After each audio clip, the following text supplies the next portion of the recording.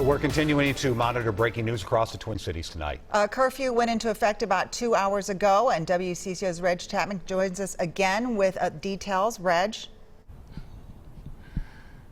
Well, Amelia, protesters actually taunted members of the Minnesota State Patrol as they held a line there outside what is now the burned 3rd Precinct Station House. This was shortly before the 8 p.m. curfew that the governor set. Now, they held the line. They did not budge, but as soon as members of the Minnesota National Guard made their way west down Lake Street, those protesters were told that they were in violation of the governor's executive order.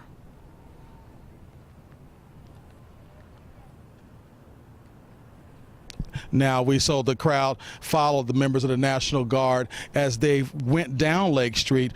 All along, the crowd was hit with tear gas, but they continue to follow members of the National Guard as they seem to retreat from Minnehaha and Lake all the way to Bloomington and Lake Street, as well as far as Chicago and Lake. The protesters continue to follow them, but along Lake Street, it was absolutely chaotic. There were cars speeding up and down the street.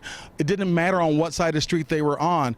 Multiple people hanging outside of cars, showing signs, throwing water bottles. At one point, photographer Chris Cruz and I were about to set up at the intersection of Chicago and Lake when 4 cars kind of converged right in the middle of the intersection, and there were more than 6 gunshots. We saw the shell cases in the street and decided to pull back. Right now, those protesters don't seem to be listening to the executive order that has a curfew for Minneapolis, St. Paul, as well as some of the surrounding suburbs that began at 8 p.m. and will end at 6 a.m. and again Saturday night at 8 p.m. to 6 a.m. as well. Now, if you are in violation of this curfew, it is a misdemeanor, but you can be put in jail for 90 days or face up to $1,000 in fines. But it looks like these protesters are not caring about that. They continue to taunt the State Patrol, law enforcement that is out there trying to keep the peace, as right now they are on the interstate stopping traffic and practicing civil disobedience. So right now, Amelia and Frank, it looks like this curfew is not effective as far as when it comes to protesters here in the city of Minneapolis. Reg, do you know, is the plan to just kind of contain them so they don't go crazy like they did the last couple nights, or the plan to actually just kind of wait them out? And that's what I was thinking. Maybe they were trying to